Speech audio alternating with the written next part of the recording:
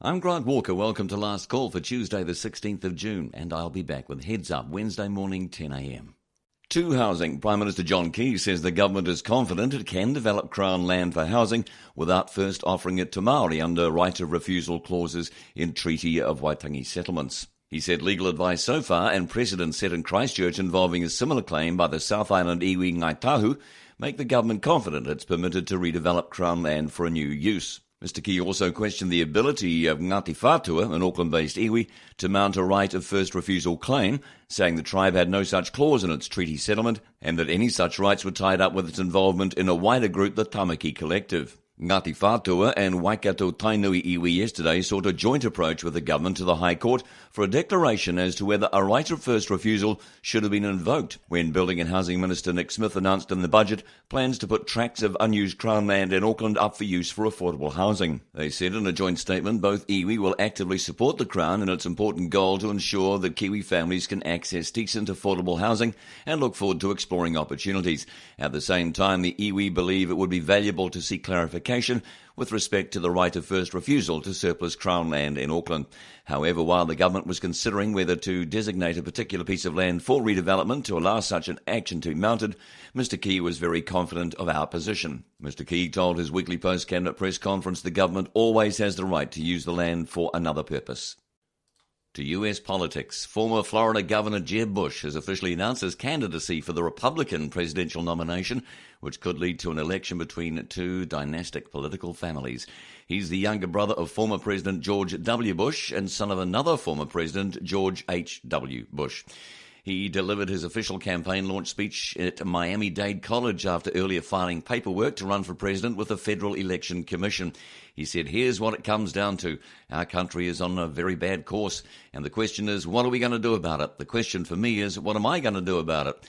He said, "And I've decided I am a candidate for President of the United States."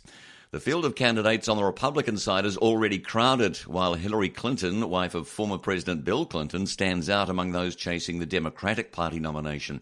Jeb Bush has to appeal to an electorate deeply divided about the future direction of both the Republican Party and the nation. He says, "In any language, my message will be an optimistic one, because I'm certain that we can make the decades just ahead in America the greatest time ever to be alive in this world." He points to his record of job creation, economic growth and tax cuts in Florida during his tenure, but stands to the left of the Republican spectrum on issues such as immigration and education. He's long supported changes to the nation's immigration system that would allow illegal immigrants a path to legal status. He also has expressed support for national education standards opposed by many conservative activists. Mr Bush is also aware his family connections may be more of a hindrance than a help to his campaign, given George W.'s decision to launch an unpopular war in Iraq that continues to drag on US foreign policy. The Jeb Bush campaign logo downplays his family's last name. The stylized red logo contains only his first name with an exclamation point, Jeb. His announcement comes on his return from a 5-day, 3-nation European tour aimed at shoring up his foreign policy credentials. This is NBR Radio on Tuesday, June 16th. I'm Owen Poland. And joining me is NBR journalist Jenny Ruth. Jenny, I understand some changes are being considered to the way electricity transmission costs are being allocated. Yes, the Electricity Authority says that the current system of allocating transmission charges is sending the wrong kind of price signals to the various participants in the electricity sector. And it's saying that's leading to perverse behaviour by the various participants. It's saying that if it was more appropriately priced so that if you like the user pays, then better investment decisions would be made. And we're talking big bucks here because Mr Carl Hansen, the Chief Executive of the Electricity Authority, says that if you deferred $1 billion of spending on transmission assets for just 5 years, you'd save about $300 million. And this all hinges around so-called interconnection charges, and the Electricity Authority seems to be suggesting that some North Island generators who have been using the Cook Strait cable have been getting something of a free ride. Yes, it's saying it's very clear that in dry years the North Island generators definitely make use of the Cook Strait cable, but they don't pay for it. if it went immediately to allocating charges where they should fall, it estimates that the North Island generators would pay about $25 million a year extra in transmission charges. And conversely, the South Island generators, who it estimates are paying too much at the moment, they'd have a windfall of about $50 million a year. And that includes Tiwai Point? Well, Tiwai, there are some end customers, big industrial customers, that the authority says are actually paying more than they really should in transmission charges. And one of them is the Tiwai Point aluminium smelter. The authority estimates it would save about $50 million a year under the regime that basically the user pays regime. Now, of course, there are potential losers in any rearrangement of these transmission costs, and that includes consumers in Northland and the West Coast, some of New Zealand's poorest communities, who I understand might be paying an extra 10%. Yes. One of the things the authority is saying is that we could have a phased transition to these sorts of charges. Under that system, the populations of those places would actually have a phase-in period, and they wouldn't pay the full amount to start with. And they're saying, well, the populations of those areas are actually quite small, so it wouldn't impose a huge cost on the rest of the population to have such transition arrangements in place. Okay, thanks for that. That's NBR journalist Jenny Ruth. NBR Radio with Hotel de Brett. Open for breakfast, lunch and dinner and everything in between. NBR Radio. This is NBR Radio on Tuesday, June 16th. I'm Owen Poland. A third member of the Bush dynasty is seeking election to the White House. Jeb Bush, son of George Bush Sr. and younger brother of George W., officially announced his candidacy for the Republican nomination this morning.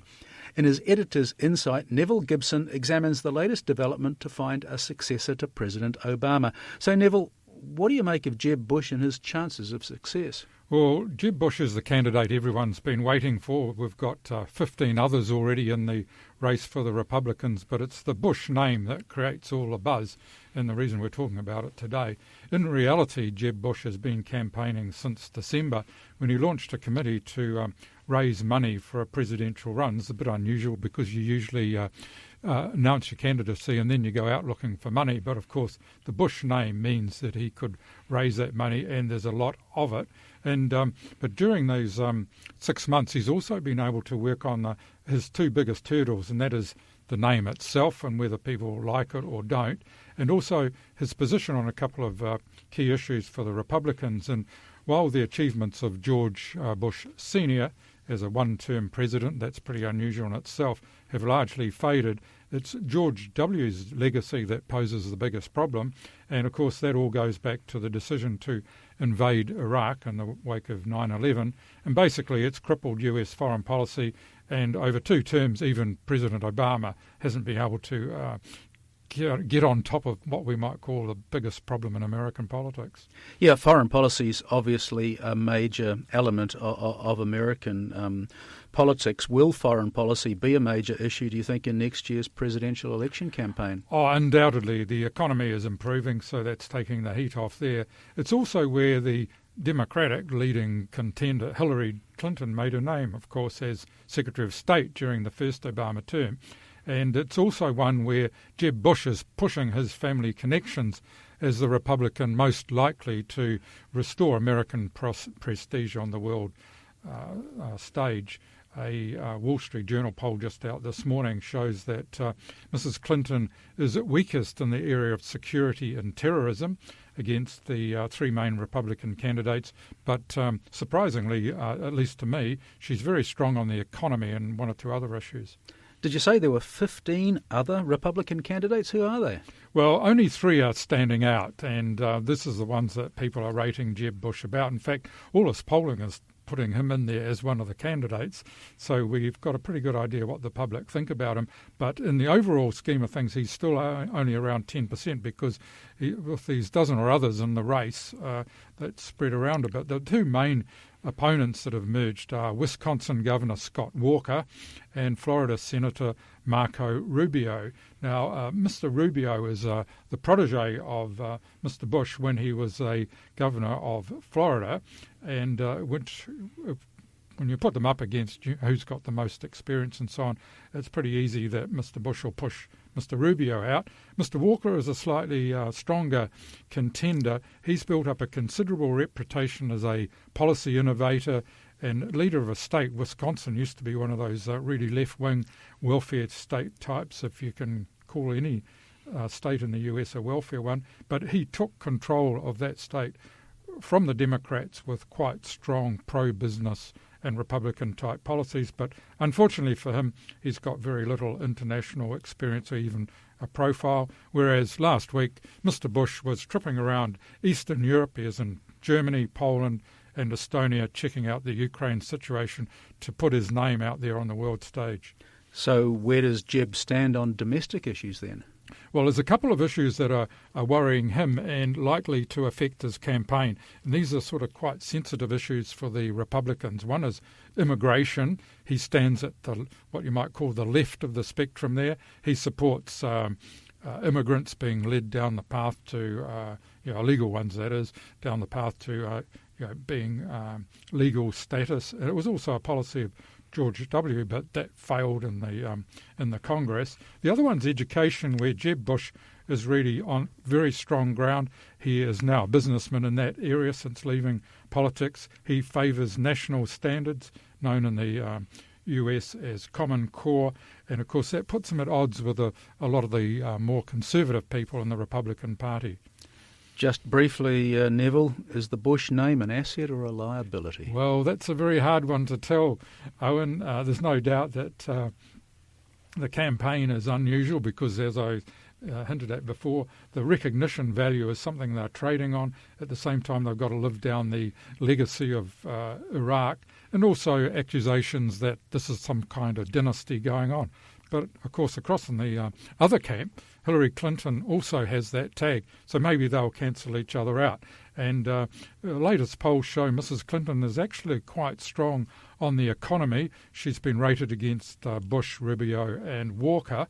And she also is getting strong support from all the ethnic minorities and among white women, where George Romney scored over Mr. Obama back in 2012. So it looks like any Clinton-Bush contest will be much closer than any poll driven by the fact that President Obama and the Democrats generally are pretty low rating at the moment.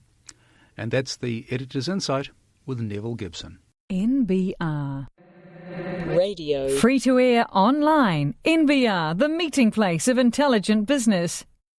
Two results. McDonald's New Zealand's financial accounts show the restaurant operator is holding steady, even though health experts globally are recommending a move away from fast food. The Golden Arches restaurant increased its revenue by 2% to $221 million for the year ended December 31st, 2014, and profit after tax was consistent at $30.7 million. Roughly 80% of McDonald's 161 restaurants in New Zealand are franchised, so these are not included in the documents. The local company had a slight dip in dividend yield to 3.34% from 3.49% in 2013, and cash and equivalents more than halved from $7.6 million to $3.4 million. McDonald's New Zealand last year paid $18.5 million in trademark fees to McDonald's Asia Pacific. The New Zealand branch also paid accounting service fees and other services of $2.5 million to McDonald's Australia. Meanwhile, the global parent's revenue slipped 2% to US $27.4 billion. To the US Congress, often seen as a hotbed of anti-trade initiatives, has voted to remove country of origin labelling, or COOL, for imported meat. The 300 to 131 vote in the House of Representatives will prevent a protracted battle over the labels for beef, pork and chicken from Canada and Mexico. The vote also follows a series of rulings by the WTO, finding the labelling discriminates against animals imported from Canada and Mexico. Canada and Mexico won a final WTO ruling in May and are now seeking retaliatory actions valued at a combined US $3.7 billion a year. Canada has threatened trade restrictions on a range of US products, including meat, wine, chocolate, jewellery and furniture. Supporters of the House bill say repeal of the labelling law is the only way to prevent retaliatory measures that could affect several US industries. House Agriculture Committee Chairman Mike Conaway, who sponsored the bill, says if Cool worked, perhaps there would be a response other than repeal, but the fact is Cool has been a marketing failure. Country of origin labels were mandated by the Congress in 2002 and 2008 farm bills and require meat packers to identify where animals are born, raised and slaughtered. The information is then printed on meat packages sold in grocery stores. The labels aren't required on meat sold in restaurants. Anti-trade Democrats who have stalled passage of Trade Promotion Authority for the TPP say they will campaign to restore Cool rules. Senator Debbie Stabenow of Michigan says she will oppose efforts to get rid of the labels altogether. She says, I plan on working with my Senate colleagues to develop legislation that ensures consumers have information about where their food comes from while also meeting our international trade obligations. In general, consumer advocates say international trade deals should not trump consumers' access to information about their food. Canada and Mexico contend that labelling requirements put their cows and pigs at a disadvantage, not because consumers snub their products, but because US meat packers don't want to go through the hassle and expense of tracking imported animals. As a result, meat packers offer lower prices for livestock from Canada and Mexico. To the electricity sector, changes being considered to the way electricity transmission costs are allocated could deliver a $50 million a year windfall to the Tiwai Point aluminium smelter, but they could also add about 10% to the bills of consumers in Northland and the West Coast, a couple of New Zealand's poorest communities. The Electricity Authority says the current system of allocating transmission charges is sending the wrong price signals, and that's leading to perverse behaviour by participants in the electricity industry. The authority's chief executive, Carl Hansen, says currently some parties don't pay interconnection charges, even though they're clearly using interconnection services. And North Island generators are using the Cook Strait cable during dry periods, but aren't paying for that use. Mr. Hansen says the authority doesn't have a view on what the best option is for improving the system. However, applying new charges to both new and existing assets immediately is the option that would produce the most change. Applying the new charges to new assets only would have little impact to begin with. The authority's chairman, Brent Layton, says if that option was chosen, those who've already paid for upgrades that benefit other parties would complain that other parties aren't subsidising upgrades that benefit them.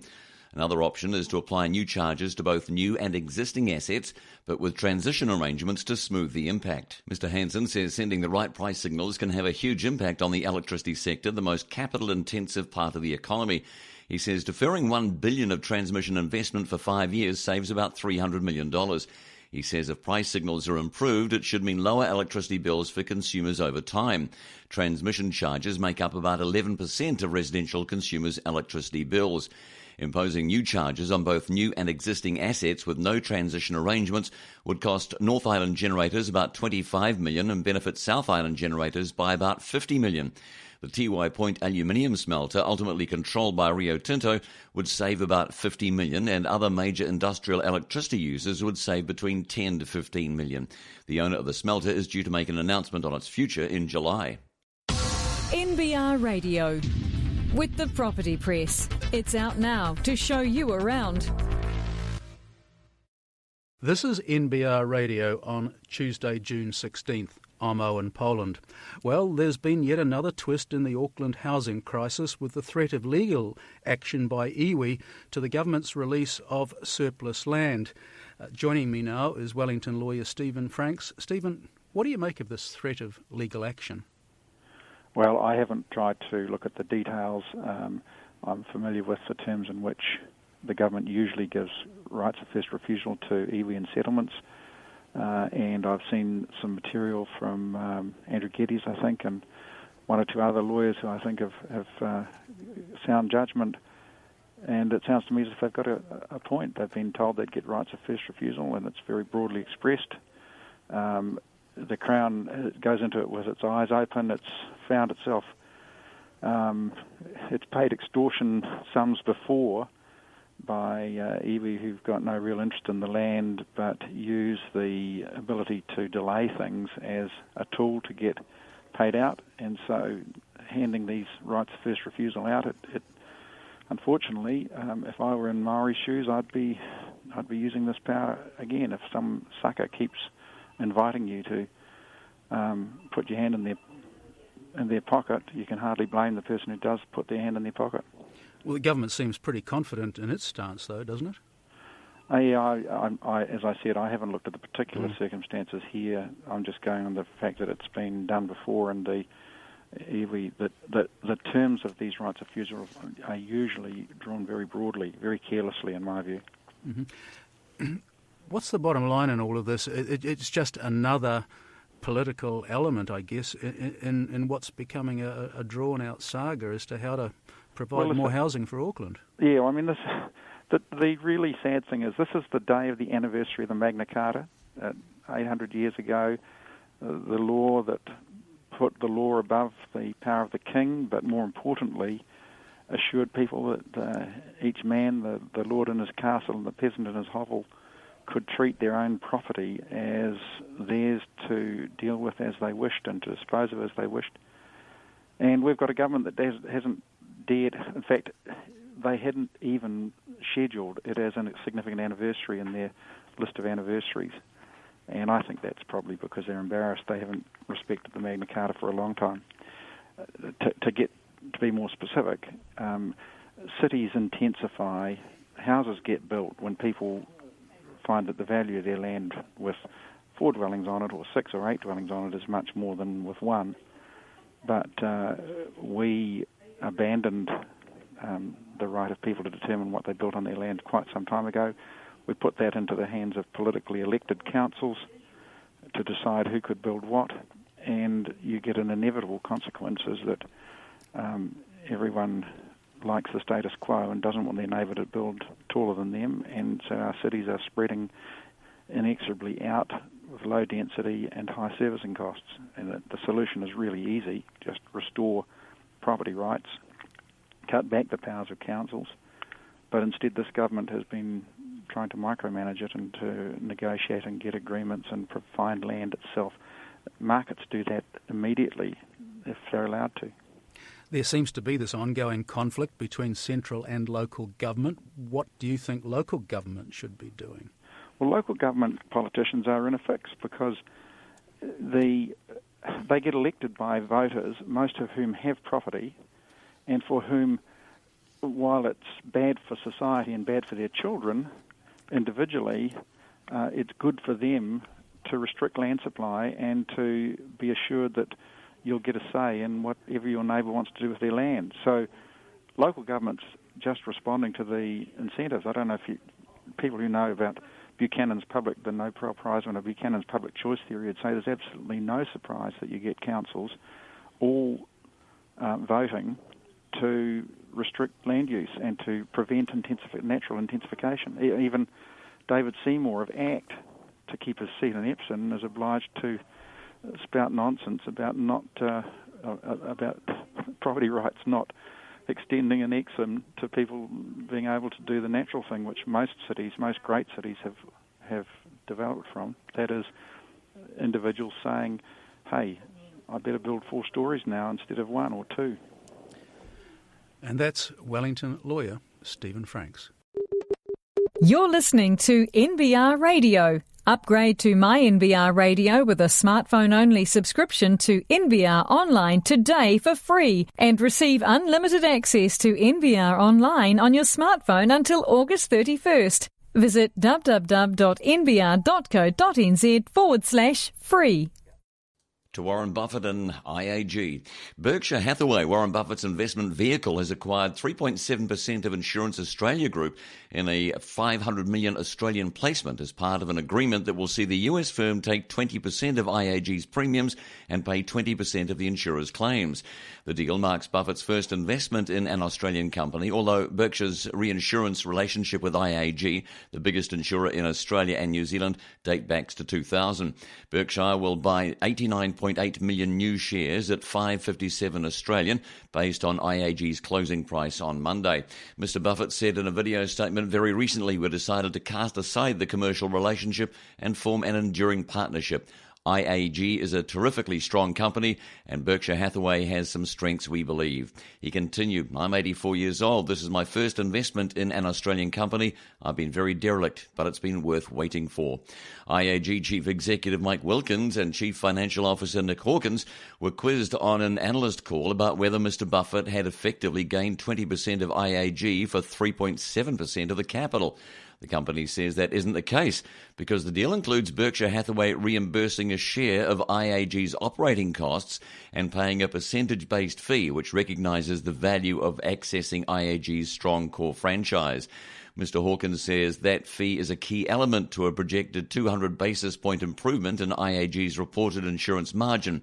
It is 3% of our equity plus a fairly sizable fee exchange commission. The company didn't release details of the fee, preferring to give guidance instead, which for 2015 is for gross written premium growth, or GWP, at the lower end of the 17 to 20% it gave in February, and for reported insurance margin of 10.5 to 12.5%.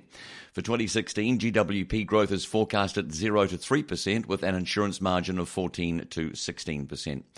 Under the agreement, IAG has an option to place up to a further 5% of its shares to Berkshire within 24 months, and the US firm can move up to a maximum 14.9% stake. It must at least maintain its initial stake for the term of the quota agreement.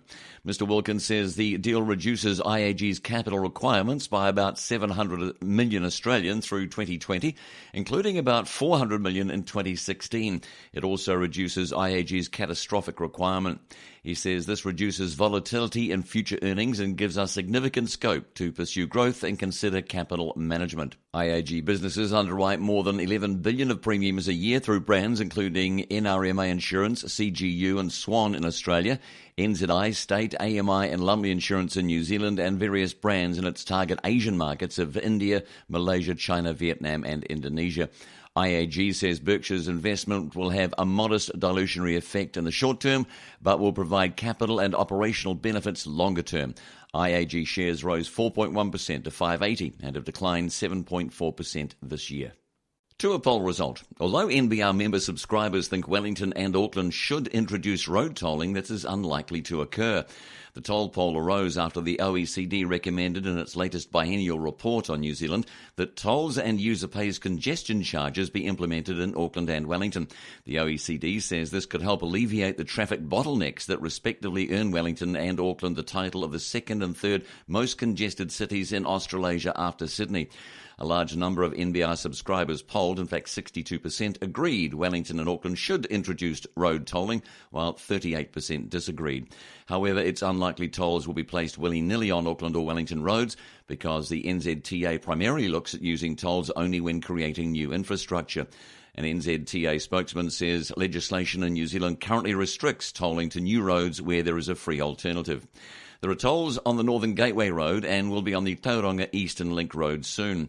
Last year, Auckland Council floated the idea of motorway tolls or a regional fuel tax to bridge a $12 billion transport funding gap over the next 3 decades, but in the absence of central government enthusiasm for the proposal, has introduced a targeted rate increase instead. The OECD identifies long-term underinvestment in infrastructures as the key cause of the city's congestion woes and estimates the problem comes at an annual cost to Auckland of $1.25 billion each year in lost productivity. The report says placing a cost on travel during peak periods could incentivise drivers to travel at different times if they're not required to be on the roads, or could encourage more carpooling and use of public transportation. It also says money raised from the tolls should be used to fund new roads and increased public transport. This is NBR Radio on Tuesday, June 16th. I'm Owen Poland and I'm joined by NBR journalist Jenny Ruth, who's been looking into a Please Explain note that the Shareholders Association has sent to the Wynyard Group, Jenny. Yes, the Shareholders Association is asking Wynyard why it chose to raise $45 million using a placement to institutions and a share purchase plan for retail investors, rather than treating all shareholders equally, say through a rights issue. Now, of course, this is not the first time that Wynyard has raised capital in such a way. So why does the Shareholders Association think a rights issue would be preferable? Well, they point out that Wynyard's got more than 3,400 shareholders who own less than 50,000 shares. So most of them, if not all of them, wouldn't be eligible to participate in the placement. So they have to go for the $5 million that's reserved for retail investors. And they can only buy $15,000 worth of new shares each, regardless of how many shares they actually own already. And that basically means that, you know, they don't get to maintain their effective ownership of the company. Well, I think the Shareholders Association has pointed out that a rights issue is pretty simple under the new rules. Is it possible that maybe Wynyard thinks that its retail investors are a bit gun-shy on the company, having lost $22 million last year, which was double its forecasts? It is quite possible that Wynyard thinks that maybe there isn't such an appetite. I don't know. I've got a call into the company and hope to be talking to the chief executive sometime later today. It's also possible that the company might have thought that if they did a rights issue, they would have had to do it at a much deeper discount to the current share price, and that would have a much more dilutive effect on those who didn't participate. One interesting aspect is that one of Wynyard's major institutional shareholders, Milford Asset Management, has decided not to participate in the placement. It's sold a few shares, but its stakes dropped from 12.2% down to 9.8%, and most of the reason for that is because it didn't participate in the placement.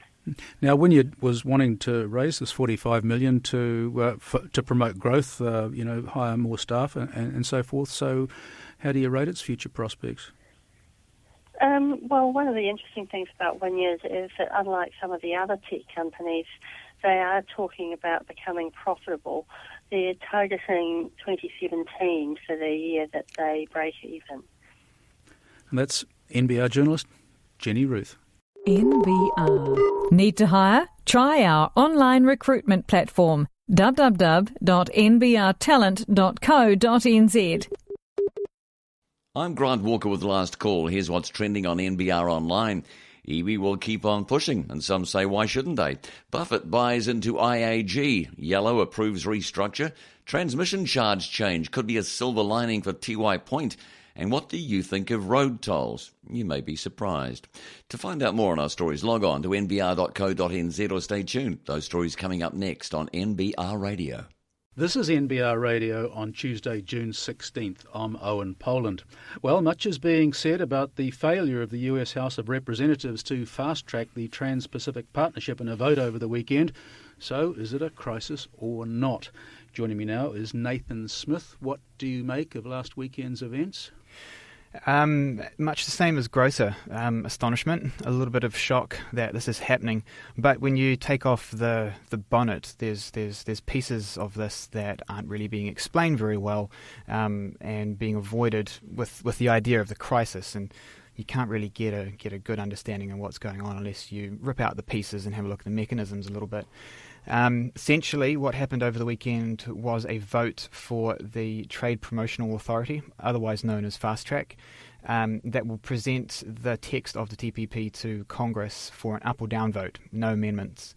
It's the sort of deal, it's the sort of authority that Obama needs to push ideas like the TPP through, or ideas like the TTIP, which is the transatlantic partnership with Europe, through a lot faster. TPA will last for 6 years, so there's some wiggle room, some horse trading going on, obviously, in Washington. And at the moment, there wasn't enough of that for them to suggest that it would be passing.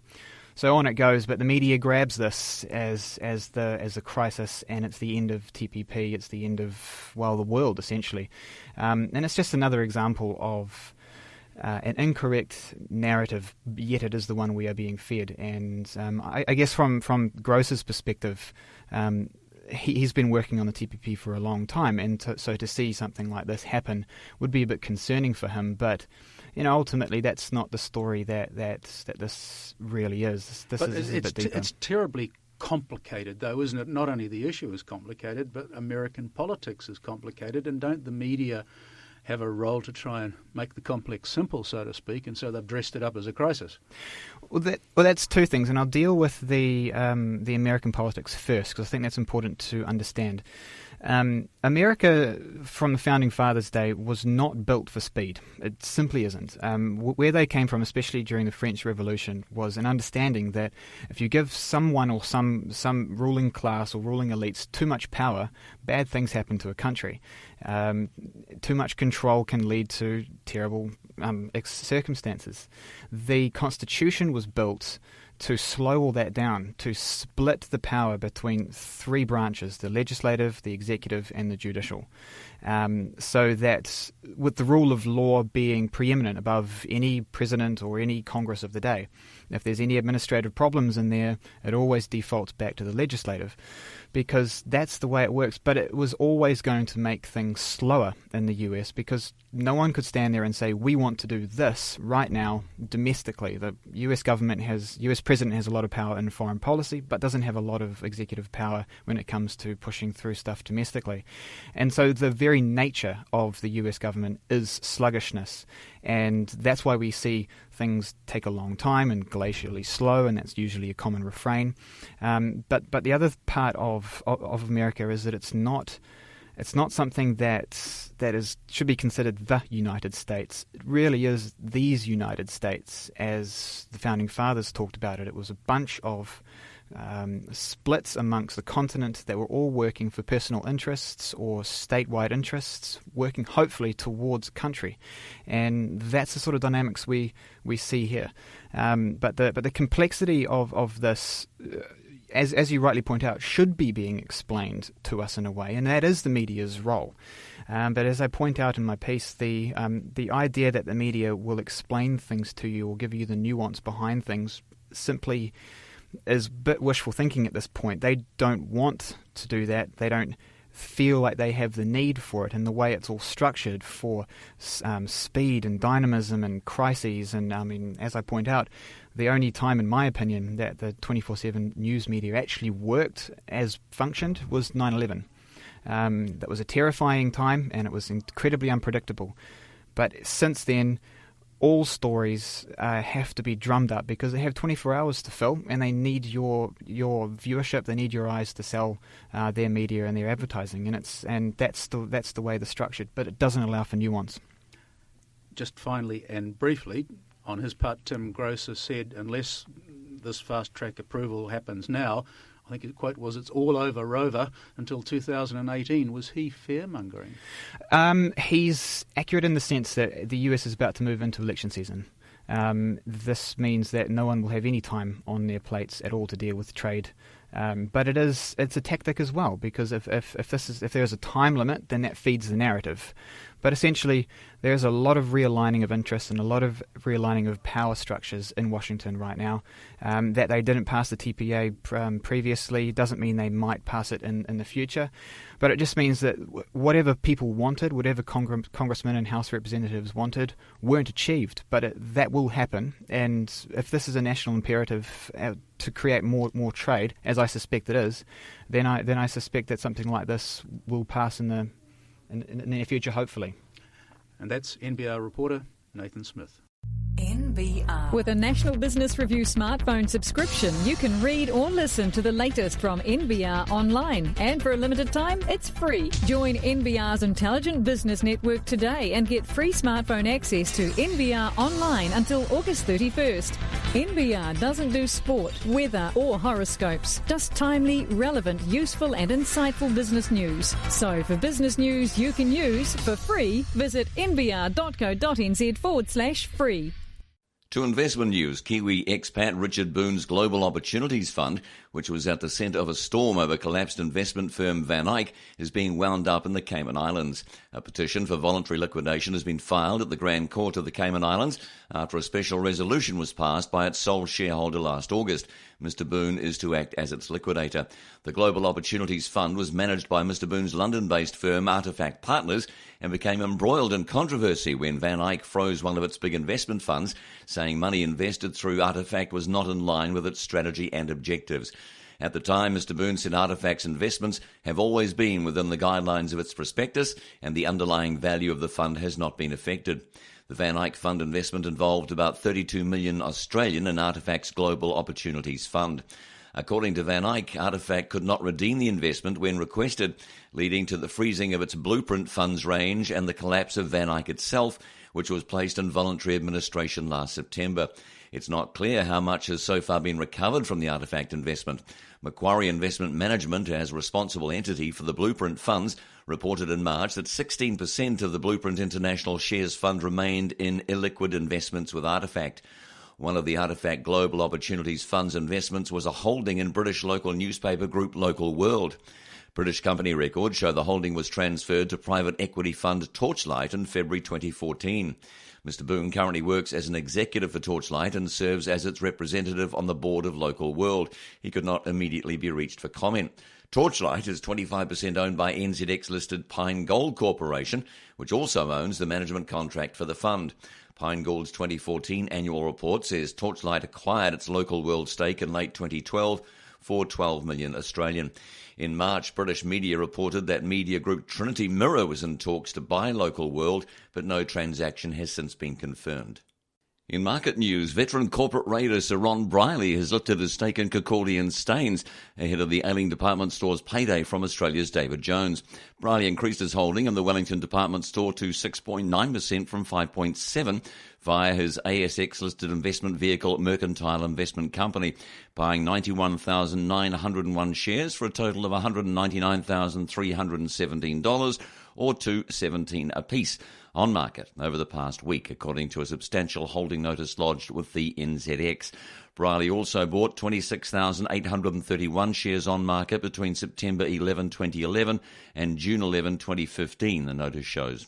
This month, Kirkcaldy said it would shut up shop after 152 years after a deal with South African-owned David Jones, which will use the prime Lambton Quay location for its first New Zealand store, freeing up Kirkcaldy's board to return cash to shareholders.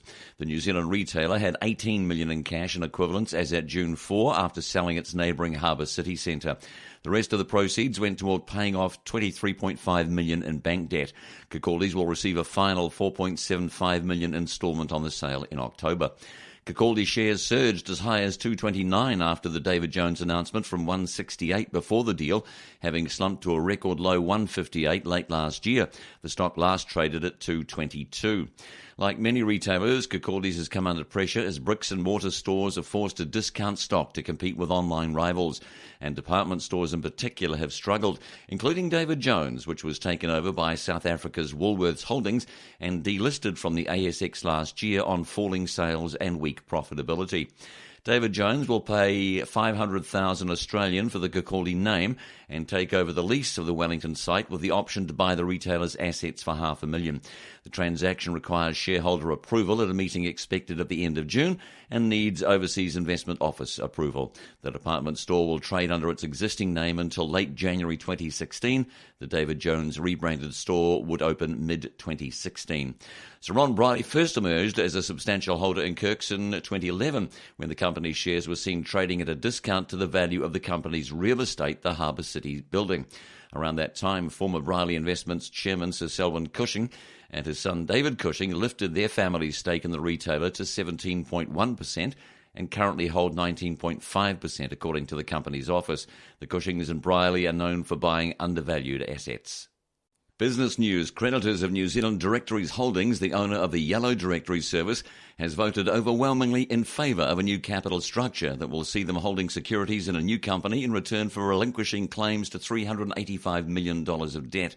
They said in a statement the new company, Yellow Holdings Limited, will incorporate New Zealand Directories IP Limited, Yellow Pages Group Limited and its subsidiary Finder Limited. Chairman Brett Chenoweth said the board, management and shareholders are very pleased to make these changes as they effectively unshackle the business to be more nimble, responsive and future-focused. We now have a simpler corporate structure with 12 shareholders and a conservative level of commercial debt. The company's leverage will be about 2 times earnings before interest, tax, depreciation and amortisation. According to the statement, executives won't answer questions or be available for interviews to discuss the changes to the directory's business, issued, of course, by PR firm Porter Novelli and distributed selectively to media. Auckland-based New Zealand Directories has gross assets of $182.5 million, and there was no realistic prospect that the company can refinance the existing debt facilities with a third-party financier when they come due on August 31st, the company said in the notice for yesterday's meeting.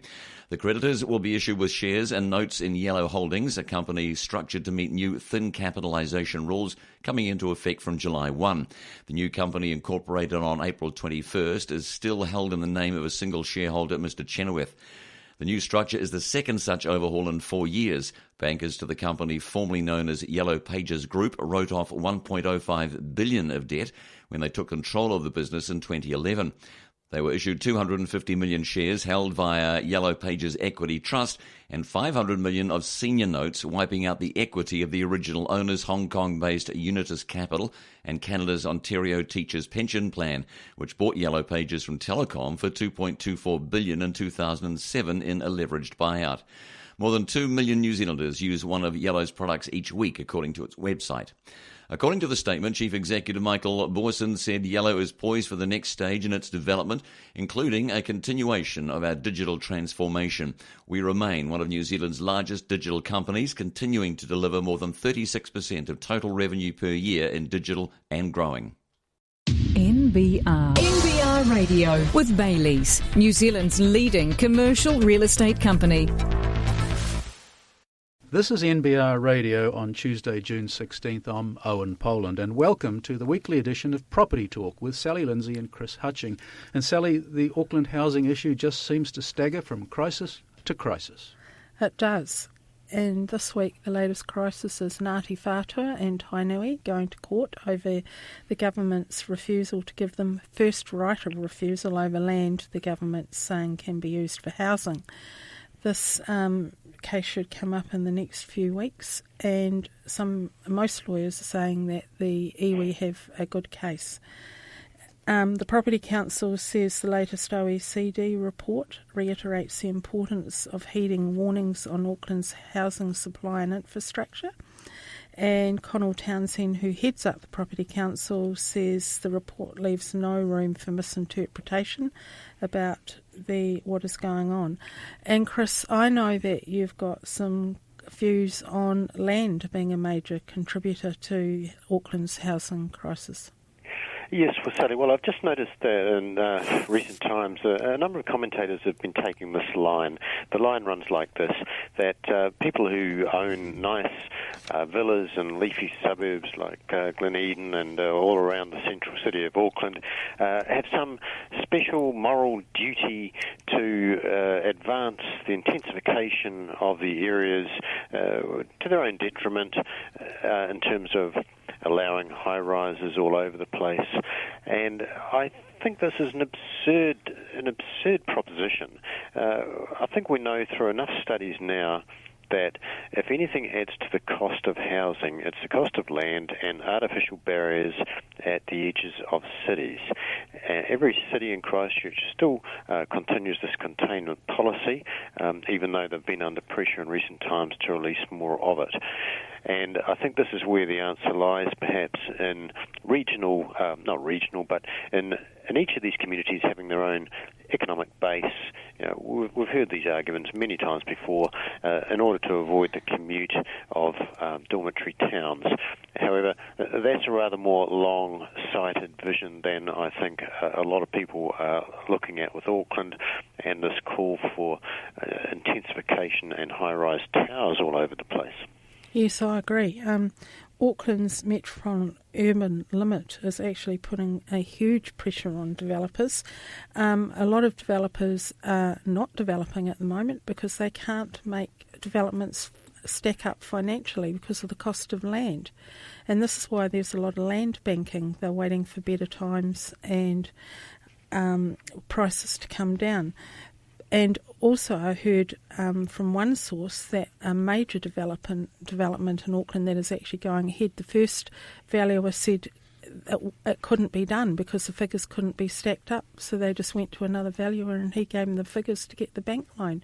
It'll be interesting to see whether they actually make a margin out of this development and it is successful. Now, Chris, you've been digging into the mystery surrounding Christchurch's proposed convention centre. Yes, well, I've tackled this story a few times. Some weeks ago now, it was announced. Well, there wasn't any announcement. This is the mystery. There was no announcement, but there are timelines on the Canterbury Earthquake Recovery Authority's website, which shows when various anchor projects are supposed to be rebuilt. And someone noticed that the convention centre and a couple of other items had been mysteriously extended in terms of the timeframes of their completion. Now, I have asked Jerry Brownlee, the Earthquake Recovery Minister, at a stand-up with John Key directly about what's causing this delay and why. Frankly, they fudged, and they refused to answer the question, or Jerry Brownlee mumbled that, there was no such delay. Now, quite clearly there is. We've heard the Prime Minister in different forums in different parts of the country express reservations about the costs of it. So I noticed this morning in the press they've done an editorial on it, which is interesting because I wrote my story for Property Investor last Friday asking these very same questions. Can you please front up and tell us what's going on? But I'm afraid this is just indicative of this organisation called Sarah. We see things occurring around the place and there is silence. Absolute silence.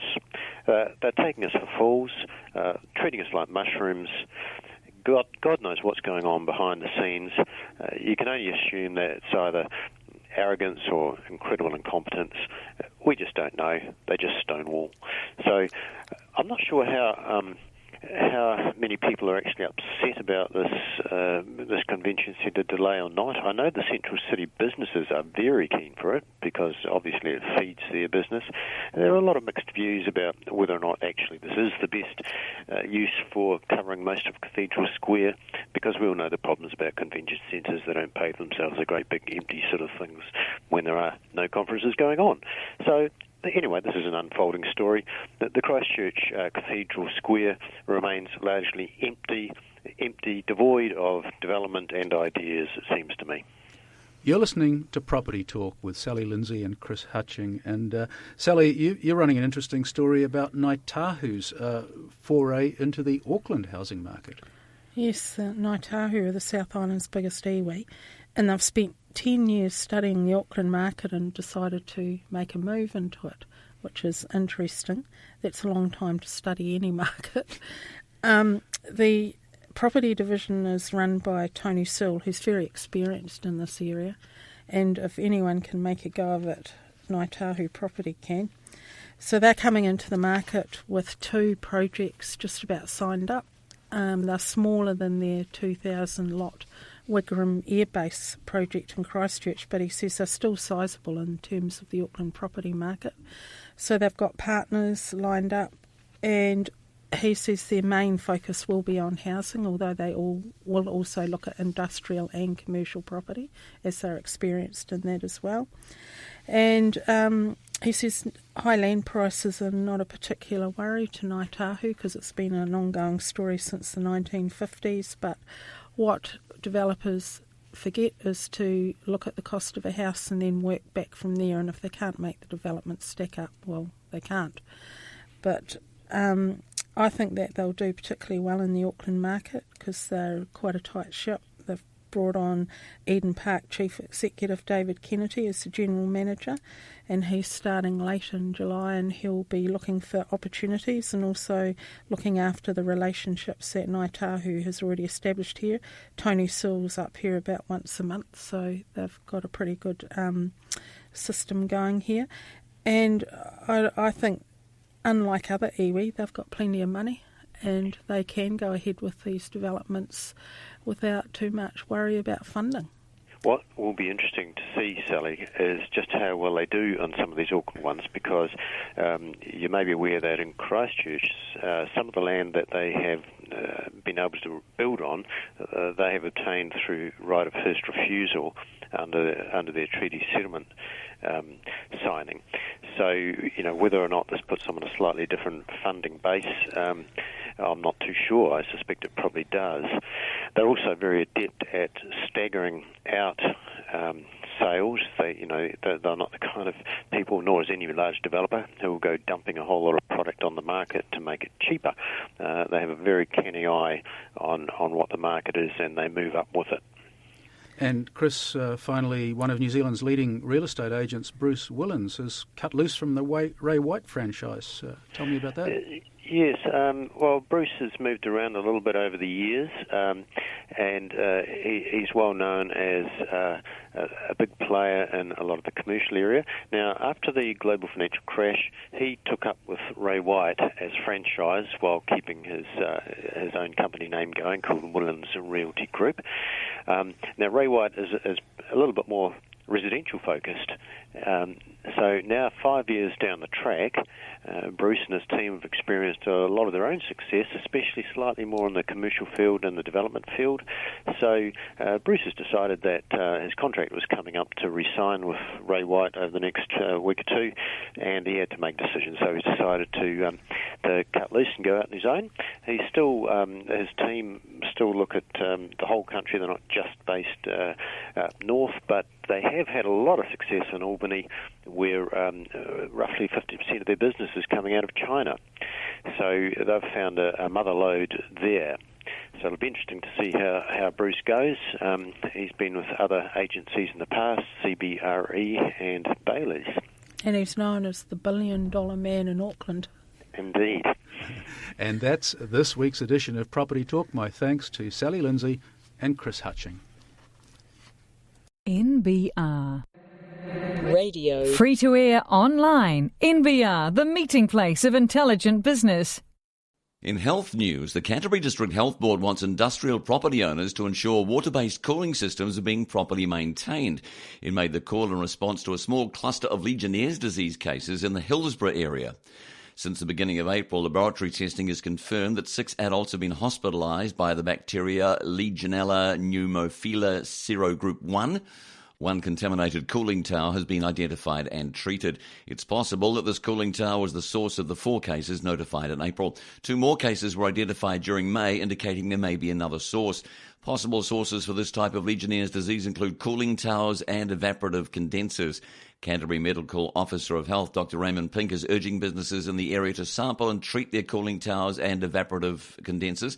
The Legionella bacteria can live in water-based cooling systems and can become dangerous when airborne. She says businesses with these systems need to regularly sample and, where necessary, treat them to prevent the bacteria from circulating. Dr. Pink says the risk to people living or working in the area is low. Symptoms of Legionnaire's disease include influenza-like symptoms, a fever, muscle aches and a headache. Home air conditioners and heat pumps and vehicle air conditioners are not a source of Legionella bacteria. In market news, the Shareholders Association is asking Wynyard Group why it chose to raise $45 million through a placement to institutions and a share purchase plan for retail investors rather than treating all shareholders equally. Association Chairman John Hawkins says his organisation has written to the company asking for an explanation. Under the Wynyard capital raising, institutions have already bought 22.3 million shares at $179, raising $40 million, and retail shareholders will be able to apply to buy up to $15,000 worth of new shares each, regardless of how many shares they already own, to raise a further $5 million. At the end of February, Wynyard had more than 3,400 shareholders owning less than 50,000 shares each, and more than 27,000 owning less than 10,000 shares each. Mr. Hawkins says $5 million isn't much to spread among so many shareholders. He says it would have been, in our view, better to have done a rights issue, which would have been fairer. A rights issue would not have taken much longer under current rules. He says the situation used to be, the way the rules were, it was very much more time-consuming and quite a bit more costly to do a rights issue.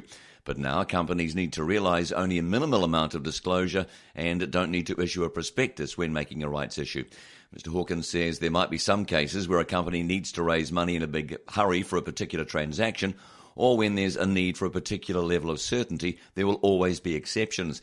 But he's not aware that Wynyard has any specific transaction in mind that it needs the money for. Mr Hawkins says this is the second time Wynyard has chosen to raise capital in this fashion. In March last year, Wynyard raised $30 million from a placement and $5 million from an SPP. It appears at least one of Wynyard's institutional shareholders chose not to participate in the placement.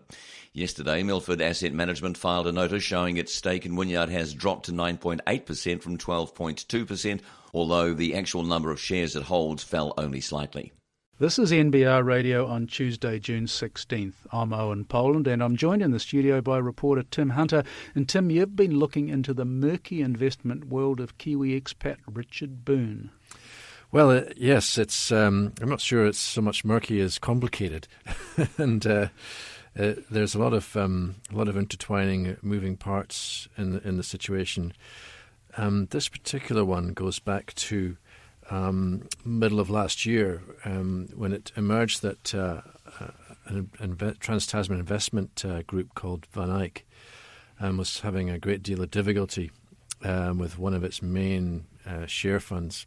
And it had a range of funds called the Blueprint funds. And it turned out that Blueprint had invested money with this London-based firm called Artefact, which is run by a Kiwi, Richard Boone. And there was something like $30 million Australian involved in this one. And it turned out that Blueprint had asked for that money back some time ago and had not been able to get it out of Artefact. And this situation escalated until basically it turned out that the money was stuck in Artefact, and Van Eyck had lost so much credibility that it eventually had to be wound up. So the situation now is that the Richard Boone and Artefact appear to be liquidating the fund that they had used for this investment in the Cayman Islands. And I guess we're not quite sure how much money has been extracted out of it to redeem Blueprint's investment. There's another outfit, just to make things more complicated. Macquarie Investment Management is what's known as the responsible entity for Blueprint. So this is an Australian thing that they have, where Macquarie, I guess, looks after Blueprint on behalf of investors. And Macquarie has said that it's got some money out, but the last we've heard, there was still a fair bit left in there. So I guess what remains to be seen is how much money the Blueprint will get out of this fund that's being liquidated in the Caymans. $30 million is Australian, is a fair wedge of money, and if we don't know what's being recovered, we have no idea what's been done with it.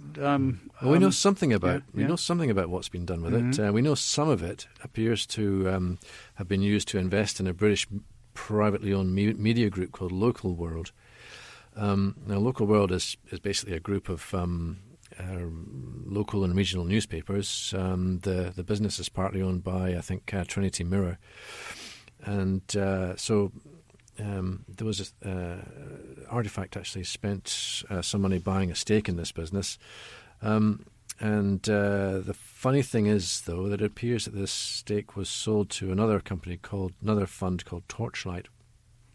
And here's where it gets really kind of gnarly, is that Mr. Boone is also, as far as we understand it, an executive with Torchlight. And Torchlight has major New Zealand interest because it's managed and partly owned by listed company Pine Gould Corporation. And indeed, taxpayers have an interest in the Torchlight Fund, strangely enough, although it's not spoken of much. And again, more complexity, which comes out of the fallout from South Canterbury Finance. We seem to have acquired about possibly even a $30 million stake in the Torchlight Fund. So there's a taxpayer angle there too. And just to make things more interesting, the FMA has been investigating some of the circumstances around Torchlight. And there's even talk about a Macquarie lawsuit against Artefact being filed in London, although I've yet to confirm that. So, we'll see. Fabulous story. Tim, thank you for shining something of a light on these goings-on. NBR Radio. With Clooney Restaurant, an unparalleled private dining room choice. NBR Radio. In aviation news, plane makers struggling to keep up with airline demand for fuel-efficient aircraft are already touting new unbuilt models at this week's Paris Air Show. Airbus has lifted its 20-year forecast for new jet deliveries from 31,358 to around 32,600, while Boeing has boosted its similar period outlook by about 1,000 to 38,000. Both companies, who dominate the market for large single and double-aisled aircraft, are also lifting production, Boeing to 47 planes a month in 2017 and Airbus to 50. Both promise even more deliveries by 2018 and production of up to 60 a month by the end of the decade. A new single-aisle revised model, the A320neo, or new engine option, is due this year from Airbus, while Boeing's new 737 MAX is due in 2017, also with new engines. Meanwhile, Boeing's sales team says it's mulling demand for a medium-range jet that isn't served by its current product portfolio. John Wojcik, Boeing's Vice President of Global Sales, says this model will ideally fly about 5 to 9 hours and seat about 250 passengers. That's bigger than the largest 737 variant, but smaller than the long-range 787 Dreamliner. Mr. Wojcik is quoted as saying, "It's certainly a marketplace that we think is large enough that maybe it makes sense to make some investments." Boeing's 20-year market forecast is for 26,730 single-aisle and 4,770 small twin-aisle aircraft, with a new jet bridging those categories. The company says it's reviewed and shelved several other options for addressing this demand, including making changes to the 737 and 767, or even reviving the 757 with new engines. Production of the 200-seat single-aisle 757 stopped in 2005. Any such new model wouldn't be available until next decade, as it takes up to 10 years to develop one. The 787, for example, started its formation in 2002, but wasn't eventually delivered until September 2011. Boeing has been working with more than 30 airlines and aircraft lessors for several years to gauge interest in a replacement for the 757, but Mr. Wojcik cautions that with production constraints, there's no guarantee of yet another all-new model. Meanwhile, Airbus is meeting demand in this part of the market with a longer-range version of its A321neo due in 2019. The problem for airlines is that current models are not optimum for transatlantic operations or regional flights within Asia. Many of those routes are being flown by the A330 or B777 with significantly longer range than needed, and the structural weight to accommodate heavier fuel loads. In court news, assault charges against controversial Chinese businessman Donghua Lu have reportedly been dropped after the complaints were withdrawn. Mr. Lu appeared in the Auckland District Court this morning to face trial on charges related to an alleged attack on his partner and her mother, but media reports say both have since dropped their complaints, so there was no evidence to support the charges. As such, Judge R.J. Collins dismissed them. Mr. Lu originally pleaded guilty to the assault charges last year, but later changed his plea. He has been a major National Party donor, and former Cabinet Minister Maurice Williamson resigned his portfolios last year over a call he made to police after the millionaire's initial arrest over the charges. To government land and iwi. Wellington lawyer Stephen Frank says the government is to blame for its row with Ngāti Whātua over the right of first refusal on surplus Crown land in Auckland it wants to use for housing. Ngāti Whātua and Waikato Tainui have instructed Auckland law firm Russell McVeigh to file proceedings in the High Court this week to clarify the extent of the right of first refusal provisions in their treaty settlement acts. Mr. Frank says the right of first refusal is broadly expressed in treaty settlements. He says the government has paid extortionate sums in the past to iwi who have no real interest in the land but use the ability to delay things as a tool to get paid out. Mr. Frank says, if I was in Maori shoes, I would be using the power again. If some sucker keeps inviting you to put your hand in their pocket, you can hardly blame the person who does put their hand in. Mr. Frank says, in his opinion, the terms of right of first refusal in settlements are drawn too broadly and carelessly. Prime Minister John Key says the government has no obligation to give right of first refusal to buy the surplus Crown land. He says there is no land parcel that can be used as the basis of a legal case to test the provision. However, Ngāti Whātua and Waikato Tainui say the legal advice they've received is when the Crown plans to sell surplus land to private interests, the law is iwi must be given a right of first refusal. Ngarimu Blair of Ngāti Whātua says this is an absolute right under our Just and Durable Treaty Settlement Acts, but we would also have thought the Crown would want to work with us under our post-settlement partnership. The right of first refusal provisions of the Settlement Acts remain in force well into the 22nd century and is to benefit both treaty partners to have a clear ruling from the courts as soon as possible on the circumstances in which they must be applied. News reports say one of the 4 blocks of surplus Crown land intended for housing has already been offered to the Auckland Iwi Collective under a limited partnership, and another block belongs mostly to Auckland Council, not the Crown. Labour leader Andrew Little says it's clear Mr Smith has not done the proper groundwork on the parcels of land to be opened up for housing, and he should be stripped of his portfolio for raising false hope and misleading people. Meanwhile, Harry Dr Smith has blamed TV3 reporter Brooke Saban for putting him under pressure to come up with blocks of surplus Crown land. He said, "If I regret an element, it's that Brooke put me under enormous pressure saying that we are going to build houses on cemeteries and substations, which was never the intention. I pushed officials hard to find the sort of land which would illustrate what we're doing on the programs. Next time you push me hard, I'll need to tell you to be more patient so that we can get all the I's dotted and the T's crossed." Join NBR's Intelligent Business Network today. www.nbr.co.nz/subscribe. NBR.